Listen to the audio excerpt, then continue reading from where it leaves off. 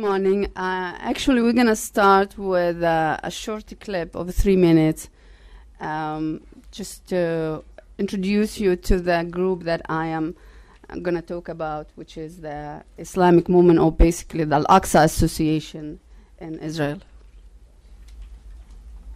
His hometown in Galilee, the part of northern Israel where many Palestinians are concentrated. After this gentle and reflective start to the day, Sheikh Kamal will supervise an event that gathers together Palestinians from all over Israel. It's just after 4:30 in the morning. Dawn prayers in the Galilee town of Kfar Kana. Preparation for a shopping trip to Jerusalem. But this is no ordinary shopping trip, because this is full of religious and political significance. On most weekends, a couple of busloads of people leave Kfar Kana and head some 3 hours south to Jerusalem, joining up with as many as 100 other buses on the way. Their destination? Al-Aqsa.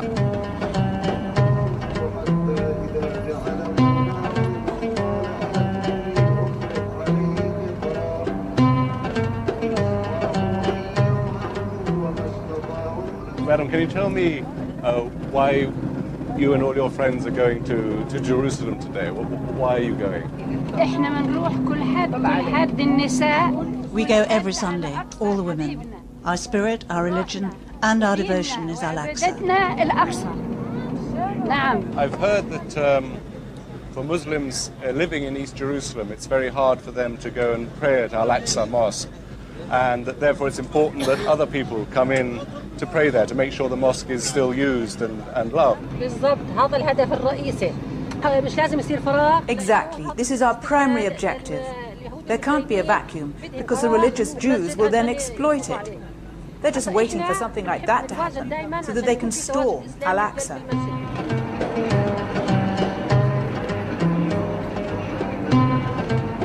We're just approaching Jerusalem at an Israeli checkpoint. Of course, all the people on this bus are Israeli citizens. There was very noticeably a sense of tension on the bus as we approached the checkpoint. There were many other people, residents of the West Bank, who were stopped and being searched. And that could easily have happened to the people on this bus and to have their ID cards checked. Fortunately, we were allowed to go through. Being an Israeli citizen doesn't necessarily protect you from harassment. Sometimes these buses are held up for hours and reaching Al-Aqsa becomes impossible. But for almost all the Palestinians of the occupied territories, Jerusalem has been made totally inaccessible. These bus trips are so much more than a nice day out. The hundreds of Israeli Palestinians who have come today, from Galilee in the north to the Negev desert in the south, are playing a vital role in the economic survival of the old city of Jerusalem. Adnan al-Husseini, an official at Al-Aqsa, explains. Economic life inside the old city started to be very difficult. Jerusalem accustomed all the time to survive economically on the visitors of the mosque, especially on Friday, because all the villages around, when they come to pray, they buy things from the city. So the city is depending on those people. Now there is no more people of this kind. So the situation was very black. And this means that the people will leave to Ramallah, to Ram, outside of the borders of Jerusalem. So all these things, it's planning, to have Jerusalem as a Jewish city. This fear that the Jewish state is trying to remove Muslims and Christians from the heart of Jerusalem by strangling the economy and making life difficult for the locals may seem at first to be paranoia. But the heavy presence of border police and increasing numbers of Jewish settlers living within the city walls convinces Palestinians that this is not paranoia, but politics. The Arab citizens of Israel consider themselves to be frontline troops in a battle for economic survival. So they started to come to visit the city, they buy things, they put the things by the entrance, they pray, and run into the buses back to their country. This makes a kind of filling the gap, really, and people were satisfied of that. As you notice, my presentation is about the Al-Aqsa Association. Among or within the interior of what they call in Palestinians, the interior Palestinians, the area that's known also as 1948 area. So the old city of Jerusalem has always been the center of life and a locus of religious, social, economic, and political activities, not only for the East Jerusalem residents, but also for the majority of the Palestinian population of the West Bank. The presence of the holy sites, both Muslim and Christians, within the old city are a major attraction, particularly for Muslims who often visit for the sake of a prayer at the Al-Aqsa Mosque. Since the early 1990s, the Israeli government began to tighten its hold on East Jerusalem through measures including the expansion of the municipal boundaries and Jewish settlements, various forms of taxation, especially the arnona, which is the municipal tax, and making obtaining building permits nearly impossible for Palestinians. These measures aimed at emptying the city of its Arab inhabitants by encouraging their migration out of East Jerusalem through out of East Jerusalem. These policies have become stricter since the recent Al-Aqsa Intifada. Practically, though, East Jerusalem has been a closed city since 1993 for people from the West Bank and the surrounding villages who cannot reach it. As a result, about 50% of the businesses of Arab Jerusalem has transferred to Ramallah and Beit Lahem.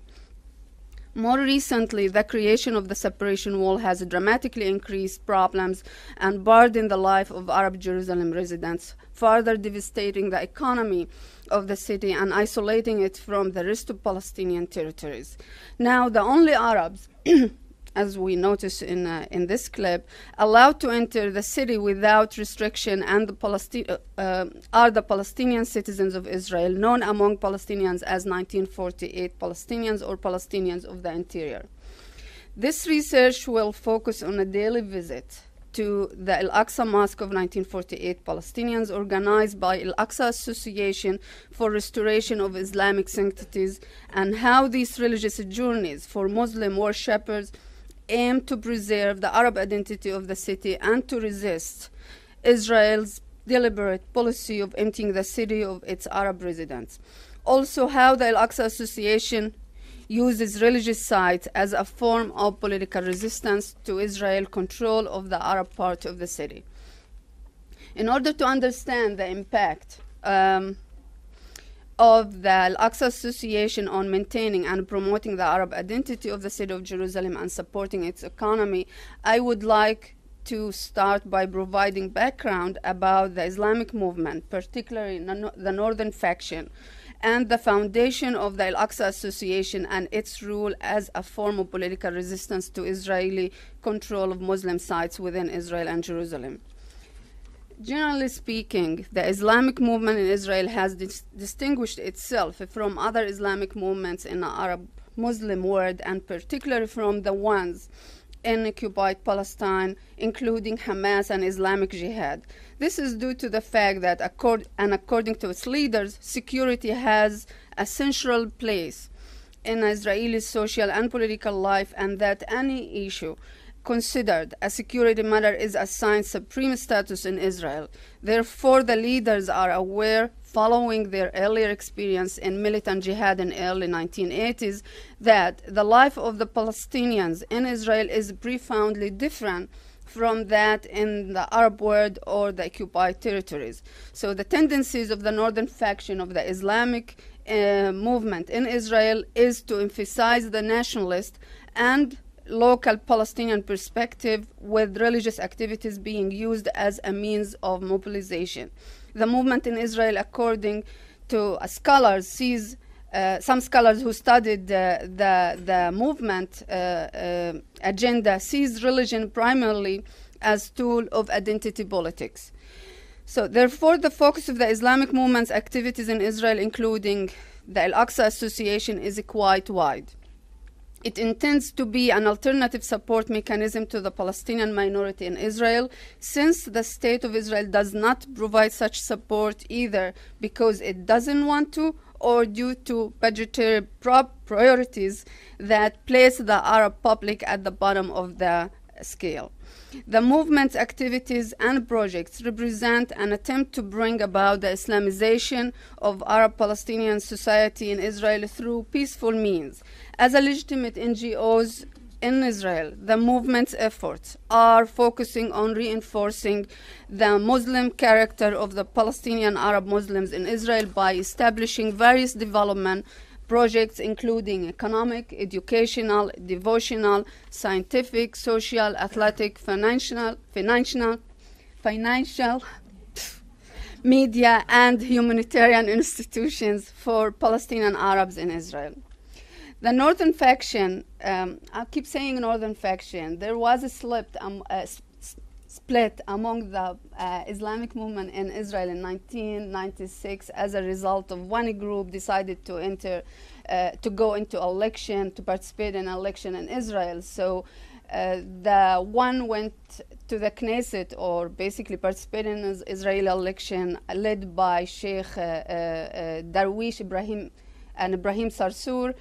And the Northern faction, they were named later as a Southern faction, and the one that rejected to participate in Israeli election based in Fahim and in Galilee, led by Sheikh Ra'id Salah and Kamal Khatib. So that term was widely used by the Israelis, although some Arab scholars define it differently. Those who went to election, basically known as the political movement, or the group or the party that participated in the Knesset, and the other one, the one reject to participate in the Knesset or participate in an election for the Knesset.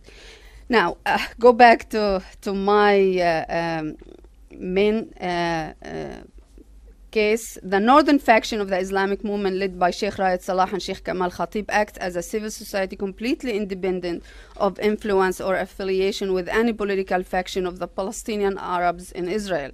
Sheikh Salah has constantly emphasized the philosophy of the Islamic movement, asserting that in order to strengthen the Islamic movement's struggle stance, the Palestinians in Israel must mount a campaign and appeal the legality of the confiscation of Waqf assets, means religious endowment, and their disposition to the state custodian of absentee property on a basis that Muslims alone have the right to administer their religious affairs, including mosques, cemeteries, holy sites, and Waqf land.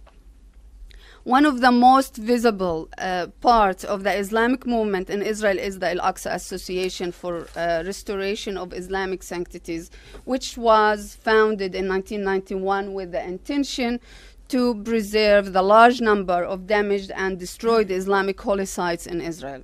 The principal goals of the association are to return Islamic holy property in Israel under Muslim control, to rehabilitate, restore, and renovate damaged, deteriorated, and destroyed Islamic holy sites in Israel, to protect and restore Christian property in Israel, to preserve and re-establish Islamic culture in Israel, and to gain recognition and equality with the Jewish religion. In short, the Al-Aqsa Association in Israel had led the struggle for return of the Waqf property for both the Muslims and Christian communities by mounting a non-violent campaign to restore these properties to their lawful owners. In addition to the focus on restoring Muslim Waqf within the Green Line, the Al-Aqsa Association has reflected the solidarity of Palestinian Arabs who are citizens of Israel with their national brethren in occupied Palestine, especially Jerusalem. The Al-Aqsa Mosque is the most important Islamic site in Palestine. Under the slogan Al-Aqsa in Danger, the Al-Aqsa Association speaks to the heart of all Muslims in a word, and particularly Muslim Palestinians in Israel. Perceived danger to the Al-Aqsa Mosque has the power to galvanize and reinforce the sense of national and religious solidarity within diverse sectors of the Palestinian national struggles. Thus, the Al-Aqsa Mosque has received the most significant attention from the Al-Aqsa Association for the Restoration of Islamic Sanctities. The Al-Aqsa Association believes it is its duty to protect the Al-Aqsa Mosque and to report to the world about the Israeli attempts to carry out excavations beneath the Al-Aqsa Mosque and its close surrounding. For instance, due to the ongoing Israeli excavations beneath the ground of the Al-Aqsa and its surroundings, the Magharba gate collapsed in December 2004. The Al-Aqsa Association sees the Israeli excavation and tunnel scheme as not only threatening the Al-Aqsa compound and the Islamic sites in Old City of Jerusalem, but also the very core of the Old City. Many activities have been organized by Al-Aqsa Association through the last 12 years, including weekly camps in which hundreds of young Muslim men come from the Galilee Triangle and Naqab and shoreline towns. Let me show you a map here. Of course, when I'm talking about, I'm going to use this. The headquarters, let's say, of the northern faction is al-Fahim, and the buses generally, most of them come from this region: Akka, Sakhnin, Nahif, Tamra, Shafa Amir, al-Fahim, and northern triangle, other villages in a triangle area, and also from the Naqab. But the majority of those attending go into Al-Aqsa in a daily basis. Buses leave in a daily basis from these villages are from the Galilee area. So to understand the non-violent struggle and resistance of Al-Aqsa Association and the focus of its conduct and activities on the use of non-violent principles, the association's practices must be seen in a context of Islamic and cultural values such as social justice, empowerment, unity, and solidarity. I just brought brief details about what does it mean, but I'm not going to go through this. So these Islamic values have shaped both the agenda and strategies of the Al-Aqsa Association from its inception. They empower the organization, strengthening its nonviolent resistance to Israeli dominance. Now, back to the Al-Aqsa Association's activities to protect the Al-Aqsa Mosque.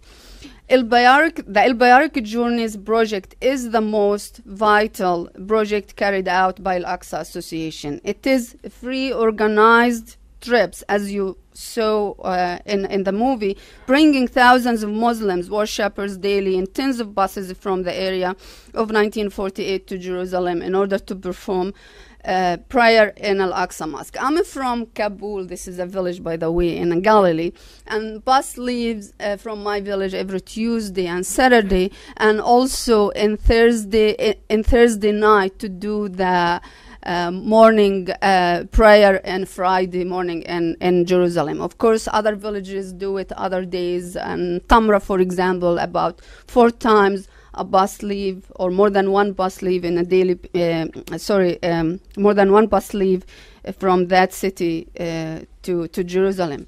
The Al-Aqsa Association decided in 2001 to organize free journeys to Al-Aqsa Mosque, aiming to involve Muslims from the Galilee, the Triangle, and Naqab regions.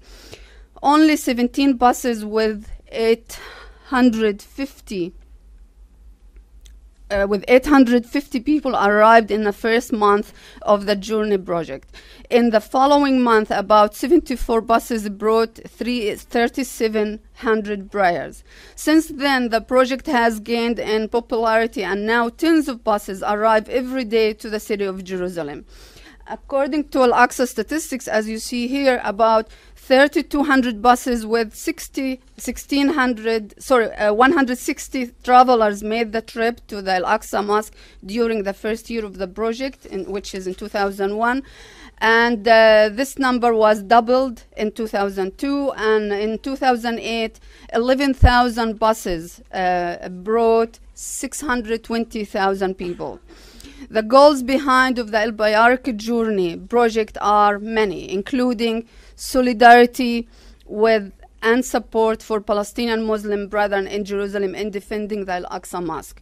Israeli policies enhance control over the mosque area and are seen to implicitly demonstrate the goal to take over the mosque. Jewish extremist groups have this as a stated goal, so the daily trips significantly increase the number of Muslim prayers day and night, and thus guard the mosque by maintaining presence in it day and night. And I mentioned the bus that leaves on Friday evening from other villages Friday after midnight, 2 a.m., sorry. They do the prayer in the morning, but also the goal to guard the mosque at night. The other objective is bringing the young generation into the right direction by providing daily religious classes within the Al-Aqsa Mosque and restoring Arab commerce in the old city of Jerusalem, seriously wounded by strict curfews and by the fragmentation of East Jerusalem from its natural hinterland, mainly the West Bank. And the fifth objective is reconnect the 1948 Palestinian Muslims with their Al-Aqsa through their repetitive trips. Almost every Arab Muslim household in Israel has joined the Mubarak journey and taken at least one free trip with the Al-Aqsa Association buses to Jerusalem. However, the largest number of 1948 Palestinian Muslims make the journey to the Al-Aqsa during the month of Ramadan and Eid al-Adha, or the time before Eid al-Adha, generally triple the number of other months. This dramatic increase in the number of people in the journeys during Ramadan month might be interpreted to demonstrate the centrality of the religious motivation for the trips. However, interviews indicate that the shopping pilgrims do while in Jerusalem is another important motivation for the trips. This has had significant impact on the commerce of East Jerusalem, which has long been largely dependent on villagers from the environs of East Jerusalem and West Bank and Gaza residents. Since the outbreak of the recent Intifada in 2000, the estimated level of trade in East Jerusalem is down by about 40% compared to that before the 2000. The leaders of Al-Aqsa Association explains the participation of thousands of Muslims from the 1948 area in the Mubarak journeys to Jerusalem and their tradition of shopping in the market of the old city of Jerusalem as a type of financial worship, aiming to provide support and solidarity with Palestinian brethren who have insisted in staying in Jerusalem despite the Israeli high taxation policy in East Jerusalem. Since I have no much minutes, I'm gonna say it here. What I argue that another key aspect of the popularity of Al-Mubarak journeys is that they create a new sense of solidarity and a group identity for many Muslim Palestinians inside Israel. Journey participants view their trips. I have some interviews, of course, I cannot read it here for you. Their journey participants view their trips as a contribution both to keeping the city of Jerusalem alive and full of Arab and Muslim presence, and also to keeping Palestinian businesses alive and thriving. Most people who respond to the call of the Al-Aqsa Association by participating in the Mubarak journey to pray at the Al-Aqsa Mosque have also made shopping in the market of the old city of Jerusalem a habit, and their worship practice cannot be completed without expressing solidarity and support the Arab businesses by spending at least a few hours shopping for books, clothes, and grocery. Well, what I had told you here is basically while the two motivations individuals may have for making the trip, prayer and shopping are quite dissimilar, the results are the same, and strengthening of the Arab and Muslim identity of both Jerusalem and of Palestinians in Israel individually and collectively. I stop here, and if you have questions, I will answer it later. Thank you.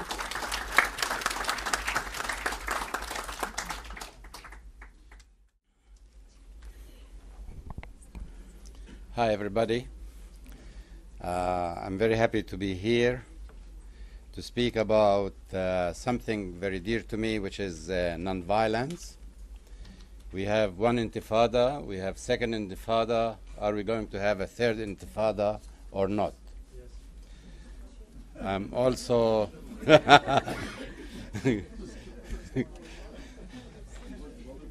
yeah. I also feel things are moving in a better direction with all what you hear in the newspapers, and I feel good in what is happening in the Middle East. And I'll hope that I could change some of people's mind here, feeling that you are very depressed in what's happening there.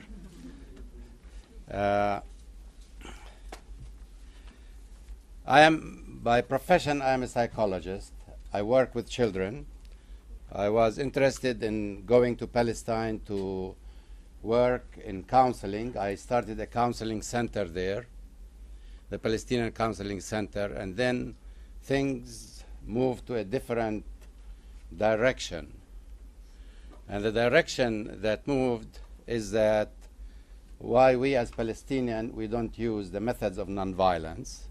And I am like one of you who said, hey, why the Palestinians don't use those methods? And look at Gandhi, look at other part of the world.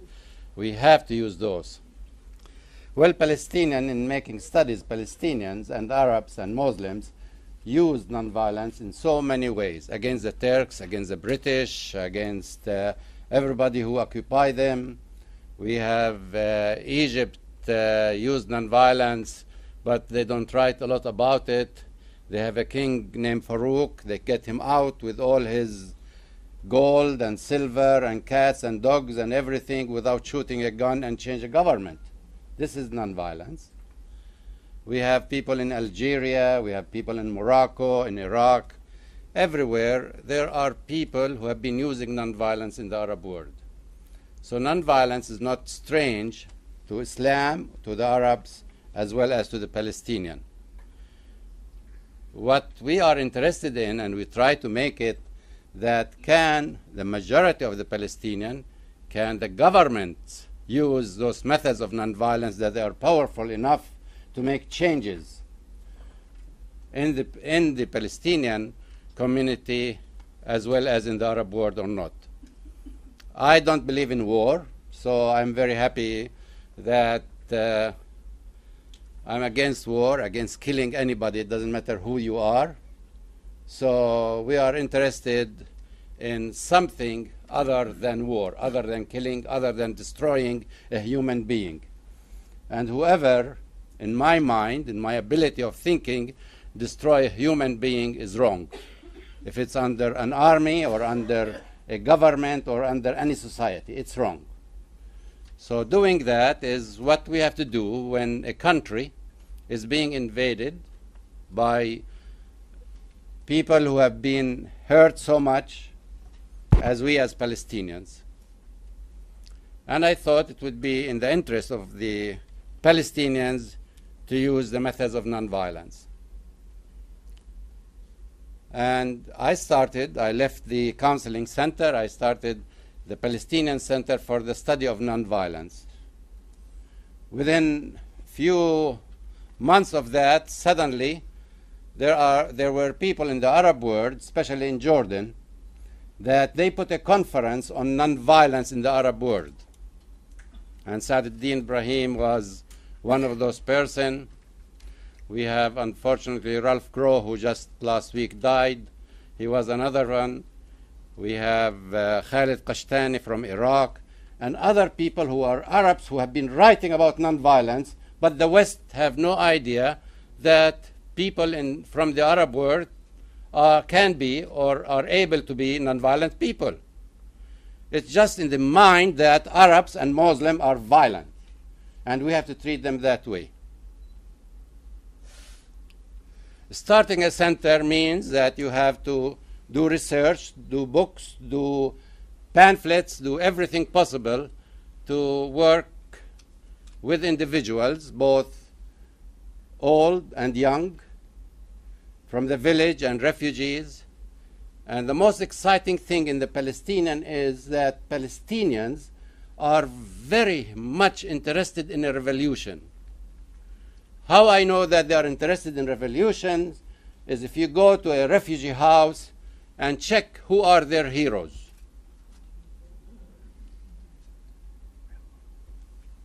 Castro, Che, Nasser, Ben Bella. I don't know if a lot of you know who Ben Bella is.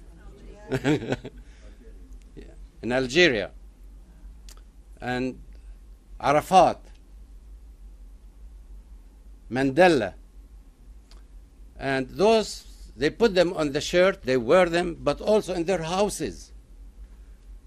Suddenly, we have a new heroes in the Palestinian refugee camps' houses. Bin Laden. Yes, Bin Laden.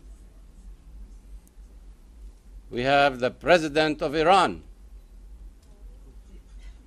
He is there. And recently, with the change of that, we have the prime minister of Turkey. And we never have in Palestine the flag of Turkey raised in the refugee camp, and suddenly the flag of Turkey is being there. So there are changes. We like it or we don't. And the changes are real. With the Palestinian, I felt so strongly with the young Palestinians who are willing to kill themselves for a cause. They are the best to recruit for nonviolence. And I did that. I did that very good. So most of the people who were in our center or who have been working in our center are those who have been part of willing to die for a cause, and now they really start willing to die for nonviolence. The idea of nonviolence then became difficult in the minds of the PLO. And they start saying, what and how is that going to affect us as PLO leaders? Then it came very hard in the mind of the Israelis. The Israelis, they like to have a very, very specific strategy in everything they do, and they want to understand, and they think they understand the Palestinian street. And they didn't. In trying to educate the PLO, and this is the first time I say it publicly, that we went to Tunis, and for 1 week we asked all the Abuds to come for a training of nonviolence, including Abu Mazen, who is the president. And in that time we discussed what is negotiations, how to negotiate with the Israelis. How can the PLO have the whole population with them, not only very few who can use an armed struggle? How we as Palestinians, we have the cause and we have the ability to let the international world know that we are on the right. And we told them, look what happened around us. The blacks in the United States, in our life, they changed. From being slaves up to now, we have a president who's black, and they are free. Look at Northern Ireland, completely Catholic and Protestant. They have years more than the Palestinian cause. Fighting each other, they solve the problem. In South Africa, they solved the problem. And many areas of the world, they solved the problem. And they got independence through nonviolence means. So it can't be done in Palestine. It can't be done. Well, some of them accept that, and some laughed. And then after that, we heard from a fellow whose name is Gene Sharp, who came with us to the PLO. He said, Mubarak, I got a call from the Israeli government, and they asked me to bring a group of people who are interested in nonviolence. Gene Sharp wrote around 15 books about nonviolence. so that the Israeli could understand, if the Palestinian use nonviolence methods, how we could work with them, how we could attack it, and I said, are you going there? He said, yes. I'm going to teach the Israelis even about nonviolence. It was a fear in the Israelis that if Palestinians use nonviolence, it's a disaster for them. It's very disaster. What we did in the first Intifada, that we neutralized all the big and the strong weapons of the Israeli army.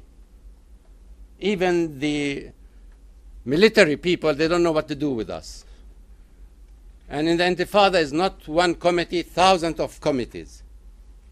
Hundreds of people every day, they decided, whenever they decide, to go and give heck and hell to the Israelis. And we did that very good. But I'll tell you two stories very fast. Every time we do an act, they said, well, you are part of it. They put me in prison. So I was in prison around 42 times. And in one time, I decided to go on a hunger strike. After the 6th day, my attorney came and he said, Mubarak, you are fat, you can't stand hunger strike, but there is an Israeli outside. His name is Eddie Kaufman, and he is from Hebrew University, from Truman Center. He have been fasting outside the jail for you. And I got upset, even angry. Why an Israeli go and fast for me? So I have to stop the hunger strike for the sake of an Israeli. Yeah. The other one, which was an important aspect, we wrote, we translated, we did a lot of activities in nonviolence, and people responded, and they responded greatly. Going to the villages, going to school, going to refugee camps, and explain to them what is nonviolence, how it could be used, who used it. And our best example, we say there's a skinny fellow, his name is Gandhi. Even he wrapped himself with white. He liberated India. And we can do it. And an old man came to the office. He said, I need nonviolence. And we know, we are as professor, we like to give materials. Here, take. He said, no. You came and told us how nonviolence works. I need nonviolence. The settlers came and took my land. I need my land back. And I said, what? And the whole Arab world couldn't get your land back. The whole PLO couldn't do that. He said, no, you told us. And I was so scared to death. I never knew that nonviolence is so scary. I said, you go and have all your village and all the men and women and children come. We could take the fence. It's around 1.5 acres. They put the fence around it, the settlers. And we are committed ourselves to die or all to go to prison. And the only thing I did, I started calling newspaper. I said, if I want to die, at least somebody take my picture. And that day, at 7 o'clock in the morning, we went. It was nearby Takua. And the people, without any training, nobody throws stones, we start taking the fence down. The settlers came. They start shooting around us, shoot in the air, shoot everywhere. We wouldn't move. We still continue taking the fence. The military governor came after 6 hours with tanks, and we would not say, kill us all. Doesn't matter anymore. And then the military governor said, this land belongs to the Palestinians. Yeah. So when we are talking about nonviolence, it was also our hope that the leadership will understand the power of nonviolence and they become and act through those nonviolence means. What we are expecting now is how we could support the Palestinian people inside that they don't leave. How we encourage them with jobs over there, with houses over there. How we could encourage them by visiting them with all our children and grandchildren and say, hey, we are with you over there as much as the difficulties there are. And I think that Palestinians are not going to give up. And there would be peace between Palestinians and Israelis. Thank you.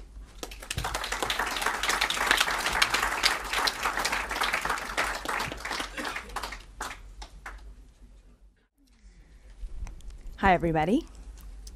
It's really wonderful to be here and truly an honor to be on a panel with such distinguished panelists. And I really learned so much from both of your presentations, so thank you. Thank you for having me. My presentation is going to be a little bit different, and I think it's great that it followed Dr. Awad's, because I'm going to talk about what's happening in the global solidarity movement today, and specifically in the United States. So about the boycott, divestment, and sanctions movement. And I think it's important to say at the outset that the current incarnation of the boycott, divestment, and sanctions movement is, of course, in response to the Palestinian call from Palestinian civil society, and it's very much placed within the long history of nonviolent resistance that Dr. Awad spoke about, and it's really just the latest manifestation of those sorts of nonviolent methods of resisting the Israeli occupation. But the way I'd like that Yusuf asked me to speak about it today was to talk about how Jewish Voice for Peace, which is my organization, is participating in this movement. And in the course of doing that, I'll be able to talk about some of the concepts of BDS and the different ways that it's utilized and the strategies behind it.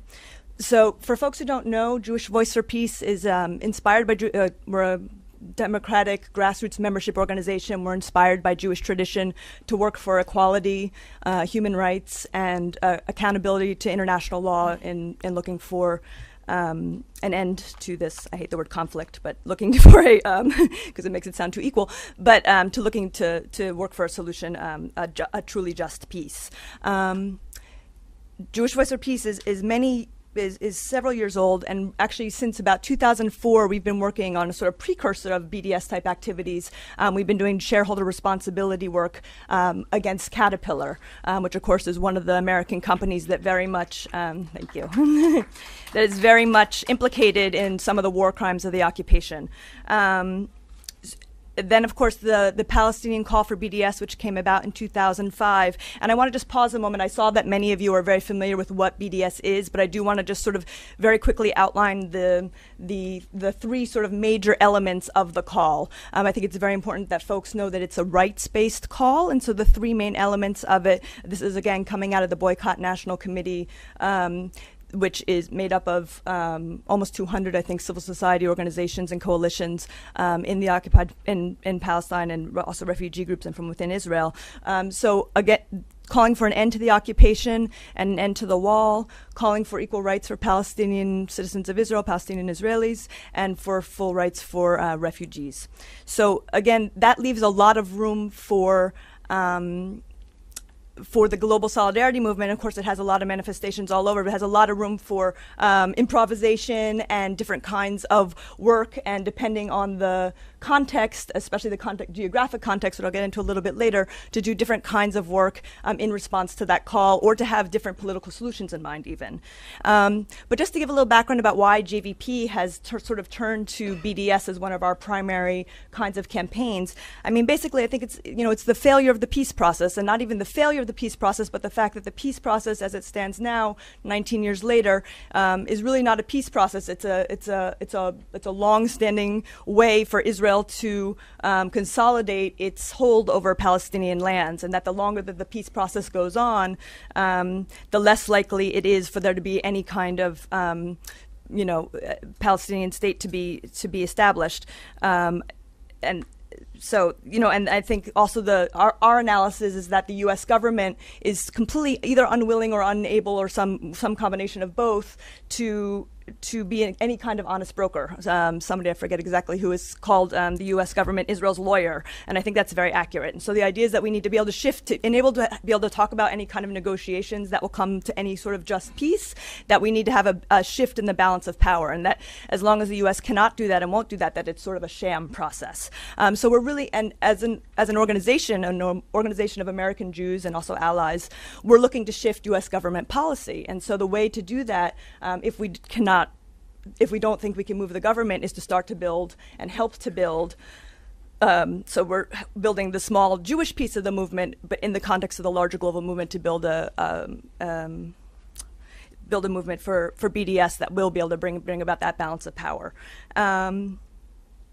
So I think, you know, the BDS strategy is a time-tested strategy. Dr. Awad mentioned some of the ways that some of the other sort of global struggles for justice and also Palestinian efforts have influenced nonviolence generally. But in terms of BDS specifically, of course, you have examples like, I just actually read a wonderful book that was about how they ended the slave trade in England in the 1790s. And at some point, they had 300,000 English people boycotting slave sugar in the 1790s, which is something really, you know, so this is also a long, time-tested, strategic way for individual people to take action against policies they disagree with.